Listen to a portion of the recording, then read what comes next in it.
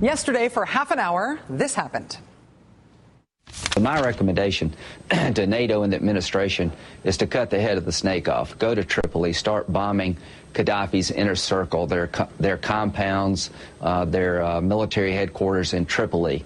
The way to get Gadhafi to leave is have his inner circle break and turn on him. I hope that Gadhafi goes. I hope that there's that kind of overthrow from within, but hope is not a strategy. I can't think of anything that would protect the civilian population of Libya more than the removal of Muammar Gadhafi. He should not feel safe. I think NATO has got to start thinking about whether they want to more directly target Gadhafi and his family. I think the focus should now be to cut the head of the snake off. That's the quickest way to end this. Cut the head of the snake off! Urgh. Senator Lindsey Graham of South Carolina, Senator Joe Lieberman of Connecticut, and Senator John McCain of Arizona speaking now. And this is Senators Graham, Lieberman, and McCain 20 months ago in Libya, hanging out with the aforementioned snake that they now say they want killed. Senators Graham, Lieberman, and McCain pressing the flesh with Muammar Gadhafi and one of his sons. A leaked diplomatic cable revealing that during that meeting, quote, Senator Lieberman called Libya an important ally in the war on terrorism. Senator McCain even publicly tweeted about his experience. Remember this? Late evening with Colonel Gadhafi at his ranch in Libya. Interesting meeting with an interesting man. At a press conference in Tripoli on that trip, Mr. McCain described the U.S.-Libya relationship in these glowing terms. The ties between the United States and Libya have taken a remarkable and positive turn in recent years, and we intend to do everything we can to help ensure that the relations between our countries deepen in all facets of the relationship. How was Senator McCain looking to deepen the relationship? We discussed the possibility of moving ahead with the provision of non-lethal defense equipment to the government of Libya.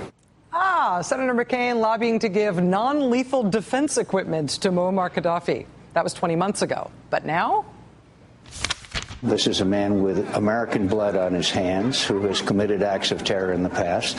And our policy, the United States policy, is articulated by the President of the United States, states that he should go and he should not stay in power. He should not feel safe. How concerned are you that if you kick Gadhafi out, that you allow Islamists then to get, as bad as he might be, to take control in Tripoli? Well, I don't think we worried too much when we wanted to get rid of Hitler as to who would take his place.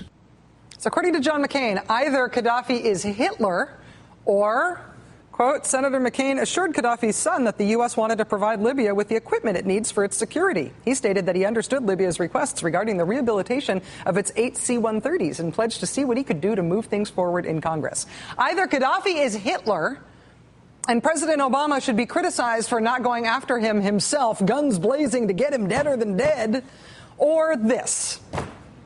The Libyan war is expanding. It is a complicated war. The president authorized U.S. drone strikes in Libya at the end of last week. NATO bombed a Gadhafi compound in Tripoli today with 2 guided bombs. The besieged city of Misrata suffered dozens more casualties over the last few days. There is a lot going on in Libya. Inviting these senators to opine on this war and to chest thump about how if they were in charge, Gadhafi would be a dead man because only they have sufficient moral clarity about what a bad guy Gadhafi is. Having these senators opine on this war after they've just crawled out of Gadhafi's tent themselves?